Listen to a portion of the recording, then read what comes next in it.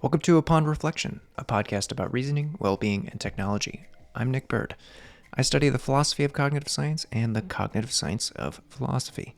In this podcast episode, I'll read my 2021 paper in Philosophy Compass titled Reflective Reasoning and Philosophy. Both philosophers and cognitive scientists seem to think that philosophical thinking could depend on whether we reason intuitively or reflectively.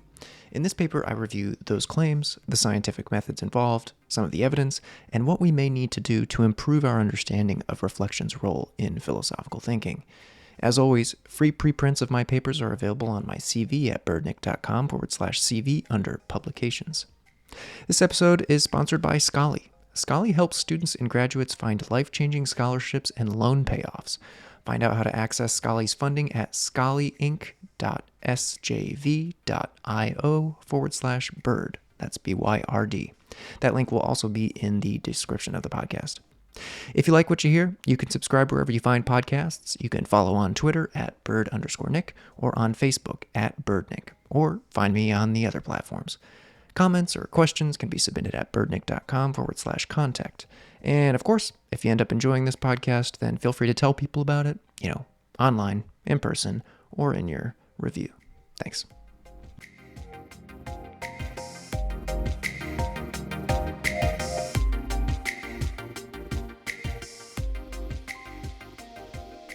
Reflective reasoning and philosophy. Abstract. Philosophy is a reflective activity, so perhaps it's unsurprising that many philosophers have claimed that reflection plays an important role in shaping and even improving our philosophical thinking. This hypothesis seems plausible, given that training in philosophy has correlated with better performance on tests of reflection, and reflection test performance has correlated with demonstrably better judgments in a variety of domains. This article reviews the hypothesized roles of reflection in philosophical thinking, as well as the empirical evidence for these roles. This reveals that, although there are reliable links between reflection and philosophical judgment among both lay people and philosophers, the role of reflection in philosophical thinking may nonetheless depend in part on other factors, some of which have yet to be determined. So, progress in research on reflection in philosophy may require further innovation in experimental methods and psychometric validation of philosophical measures. Quote, "A preoccupation with reflection is arguably the Western philosophical tradition's most distinctive feature in both historical and contemporary contexts." End quote. John Doris, 2015. Introduction. Some questions prompt an intuitive response. When we ask, "How much should I donate?" our first response might be to opt for the first amount that feels right. Of course, we could step back and reflect on this feeling. Is that enough?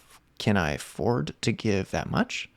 This reflection may either reinforce our initial impulse, "That much is fine," or revise it.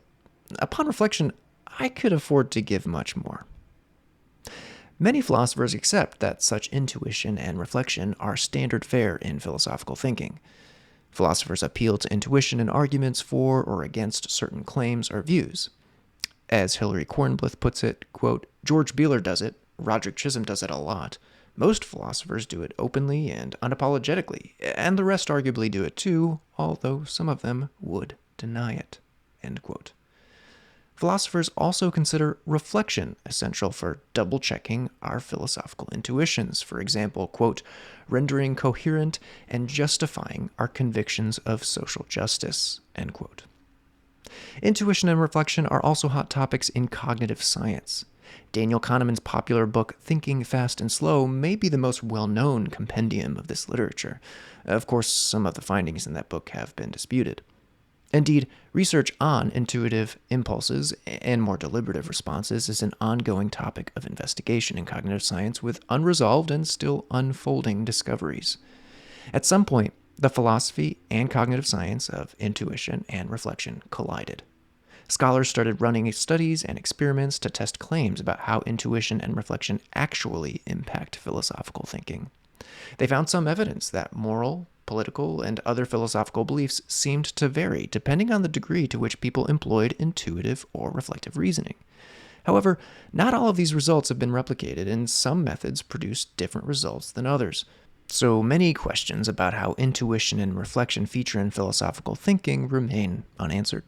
In what follows, I'll review some of this literature. First, I'll elaborate on reflection's theoretical role in philosophy. Then I'll explicate the notion of reflection that we'll focus on in this article, and that'll pave the way to consider how reflection is measured, as well as how its psychological construct features in empirical investigations of philosophical reasoning. I also consider whether the philosophical judgments that correlate with or result from reflection are normatively superior to their alternatives.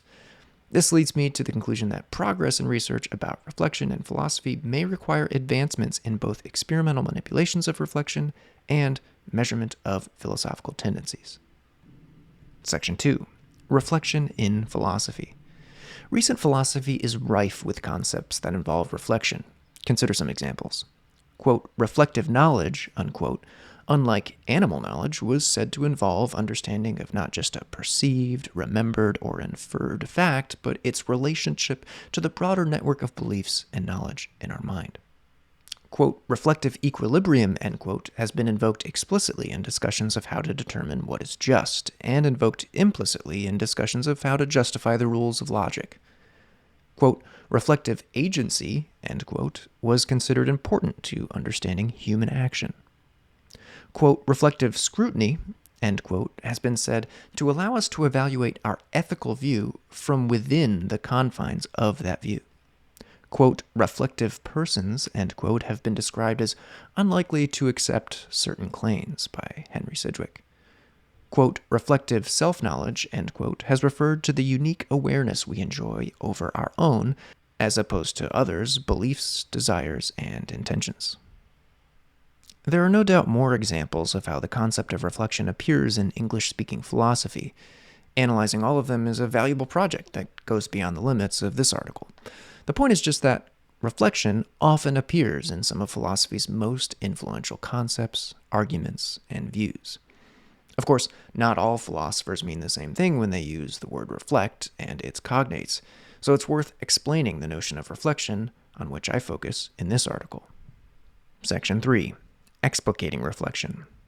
If you spend enough time reading English philosophy, you may find that reflection is used as a term of art that means something specific and technical. Consider a classic description of reflection. Quote, I find myself with a powerful impulse to believe, but I back up and bring that impulse into view. Now the impulse doesn't dominate me, and now I have a problem. Shall I believe? End quote. Those who are familiar with the rest of that text will know that Christine Korsgaard is explaining how the human mind, quote, cannot settle for mere perception and desire, end quote, because, quote, it needs a reason, end quote. The idea is that reflection is supposed to help us find a reason to accept or modify our initial perceptions, desires, impulses, intuitions, etc. Quote, the role of reflection is to step back from the immediate situation, to calculate consequences, to compensate for the immediate force of one desire which might not be the most advantageous to follow, end quote. Thus, the notion of reflection that these philosophers are interested in has a purpose, double-checking our initial responses. Further, this notion of reflection involves at least two components, stepping back and consciously reconsidering. So, roughly, reflective equilibrium involves pausing to reconsider whether our first response coheres with the rest of our considered beliefs.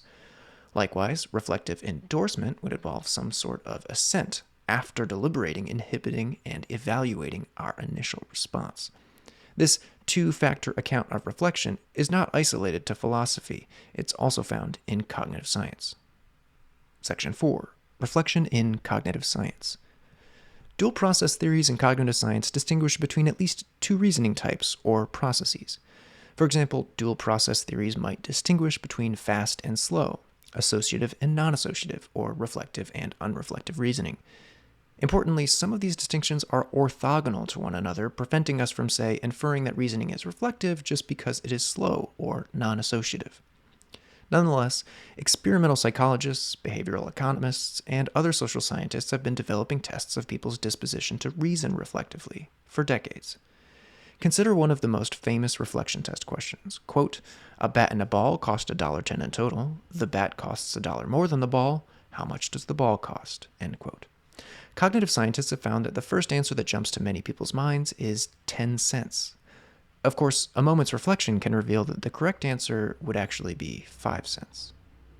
Because reflection tests are designed to lure us toward a particular response that, upon reflection, can be determined to be incorrect, they seem to track the two behavioral components of reflection, stepping back and reconsidering an initial impulse. Moreover, some evidence suggests that cognitive reflection tests like the bat and ball problem measure a domain general disposition. For instance, people who performed better on reflection tests have also reasoned more reflectively about probability, logic, and even Newtonian physics. It's worth noting that the authors of some reflection tests realize that these tests track not only the disposition to reflect, but related phenomena such as reading comprehension, and for mathematical reflection tests like the bat and ball problem, mathematical ability. Indeed, some have found that mathematical reflection test performance can be indistinguishable from general math test performance. So, non-mathematical reflection tests have been developed in order to overcome these limitations. Of course, with the advent of web-based research, many reflection tests are completed online, limiting researchers' ability to understand what people are actually thinking when they complete reflection tests. So cognitive scientists may wonder whether two common assumptions about the test are valid, that lured responses indicate a lack of reflection and correct responses indicate that reflection occurred. To test these assumptions, scientists have started recording people thinking aloud as they solve reflection tests. Importantly, thinking aloud did not seem to impact performance on non-mathematical reflection tests, and even more importantly, the best predictor of performance on such reflection tests was the probability that participants stopped to reconsider their initial response. Only a minority of responses violated these assumptions of reflection tests. This suggests that reflection test performance is usually a good measure of philosophers' and cognitive scientists' two-factor notion of reflection. Even so, cognitive scientists may discover more and better ways to measure reflection in the future. Section 5. Reflection in Cognitive Science of Philosophy. At this point, one may wonder if cognitive scientists have collaborated with philosophers to study philosophical thinking. After all, cognitive scientists may be able to help philosophers test their claims about how reflection features in philosophical reasoning. For instance, what patterns would we find if cognitive scientists measured and manipulated reflection and then tracked corresponding changes in philosophical thinking? Cognitive scientists of philosophy have been doing this kind of research for over a decade. This section will review some of their prominent findings, as well as some unanswered questions. 5.1. Reflection and Philosophy Among Laypeople. Some of the most well-known investigations of how reflection features in philosophical reasoning are in the domain of moral psychology. After neuroscientific research revealed that brain activity in areas associated with reflective reasoning predicted more consequentialist responses to moral dilemmas that propose mitigating a great harm by causing a smaller harm, psychological research found some evidence that reflection caused and correlated with more consequentialist judgments about moral thought experiments. Since this time, better reflection test performance has predicted moral judgments about unintended side effects, a tendency toward atheism or agnosticism, liberal political preferences, and the orthodox Gettier intuition about knowledge. However, not all of these links between reflection and philosophical preferences are well understood. For example, the links between reflection and consequentialist moral judgments have also been found between reflection and deontological moral judgments. Also, some links between reflection and political preferences have been even stronger in Western, educated, industrialized, rich, and democratic, aka weird, countries. Further, some research has not replicated links between reflection and moral judgments, politically liberal preferences, and belief in God. More research has found that links between reflection and religiosity replicate in only some countries and religions. These results suggest that some reported reflection and philosophy relationships either depend on other factors, such as how one measures philosophical beliefs, or are false positives. Finally, some have found that attempting to increase reflection experimentally has had underwhelming effects on philosophical judgments. To boot, sometimes reflection's effect is the opposite of what we would expect based on the prior correlational findings. Some philosophers and cognitive scientists are responding to those mixed results by conducting massive replication projects, developing better methods, and considering new interpretations of prior results. Some scholars are also pushing to include more underrepresented participants in research on philosophical thinking. 5.2. Reflection and Philosophy Among Philosophers. Around the time that some cognitive scientists were finding that philosophical judgments often correlated with reflection test performance, other cognitive scientists were finding that philosophical education also correlated with reflection test performance. Those with more training in philosophy tended to be more reflective. This has recently been confirmed in larger cross-cultural datasets. This led some researchers to look for links between reflection and philosophical judgments among those with advanced training in philosophy. Findings from smaller samples were unable to detect small correlations between philosophers' beliefs and reflection test performance. However, multiple studies of larger samples that included people with a Ph.D. in philosophy found that reflection test performance correlated with philosophical beliefs, such as theism, even when controlling for education, gender, personality, and other reasoning tests. This provides preliminary evidence that links between reflection and philosophy that have been detected among lay people may also be detectable among philosophers. Section 6. Reflection and Normativity. Some cognitive scientists have argued for the normative superiority of certain philosophical beliefs by appeal to their correlations with reflective reasoning. The idea is that reflection leads to better judgments. For instance, reflection test performance has been linked to correctly identifying fake news, recognizing pseudo-profound bullshit, rejecting conspiracy theories, overcoming the sunk cost fallacy, and less susceptibility to misinformation about their own eyewitness memory. So, if more reflective people tend towards certain philosophical beliefs over others, then, according to the appeal to reflection, those philosophical beliefs would be superior.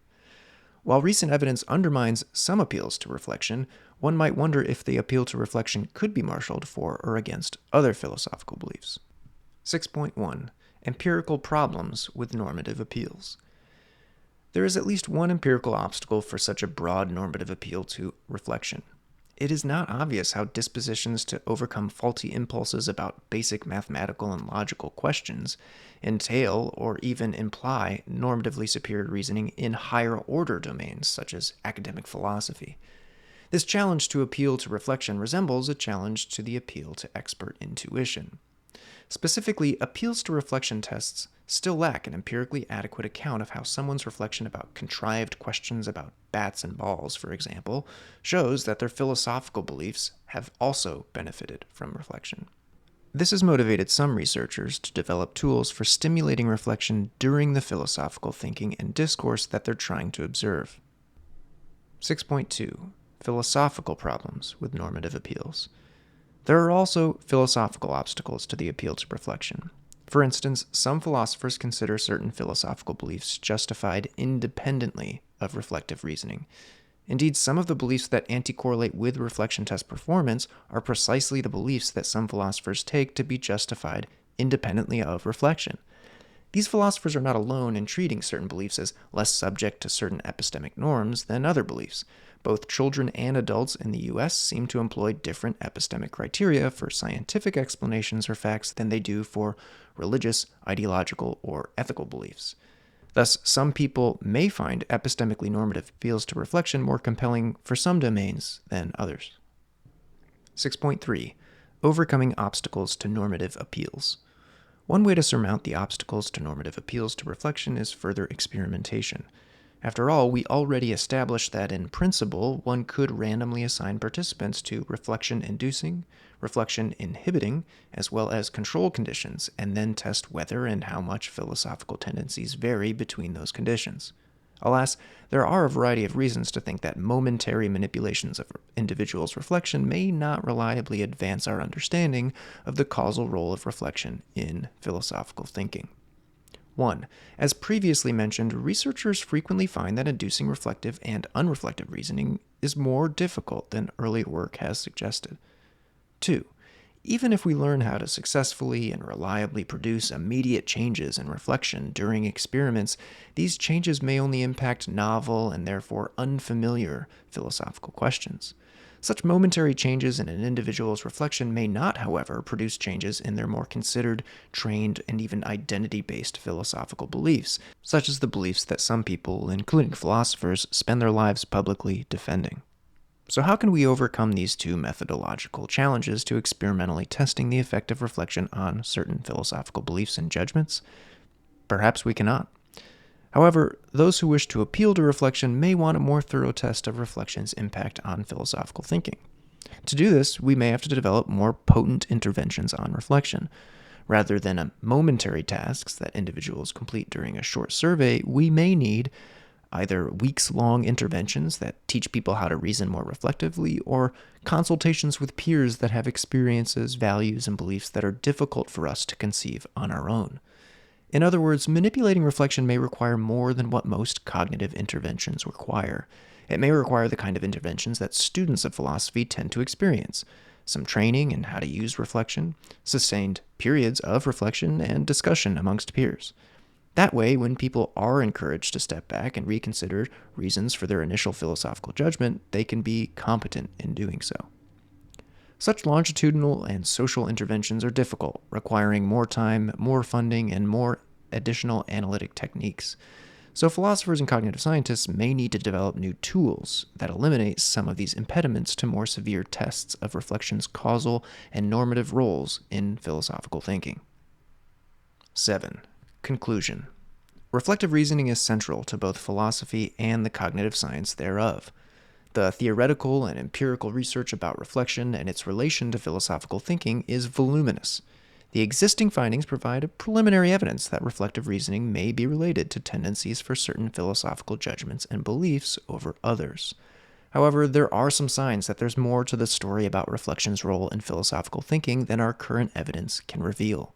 Scholars will need to continue developing new hypotheses, methods, and interpretations to reveal these hitherto latent details. The recommendations in this article are by no means exhaustive. For instance, in addition to better experimental manipulations and measures of reflection, philosophers and cognitive scientists will also need to validate their measures of philosophical thinking to ensure that subtle differences in wording of thought experiments do not influence people's judgments in unexpected ways. After all, philosophical judgments can vary significantly depending on slight differences in wording, even when reflection is not manipulated. Scholars may also need to develop ways to empirically dissociate previously conflated philosophical judgments in order to prevent and clarify misleading results. All of this is to say that philosophers and cognitive scientists' preoccupation with reflection is here to stay. A few decades of investigation about reflection in philosophy has established not only a promising research program, but a growing list of remaining questions that will require at least a few more decades to consider. I look forward to revisiting this article in a few years to see how far we've come.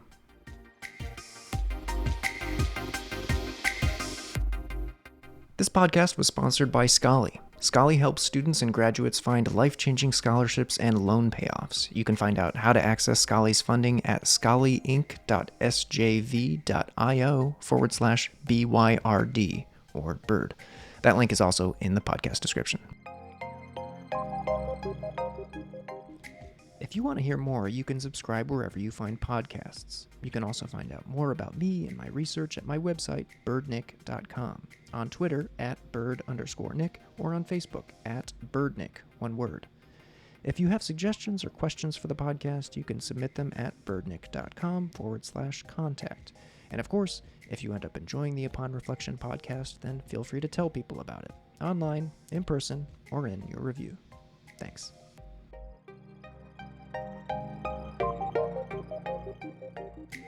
Music for the Upon Reflection podcast is produced by me on GarageBand. All of my music is shareable under a Creative Commons license. You can find more of my music on SoundCloud at soundcloud.com/Byrdnick.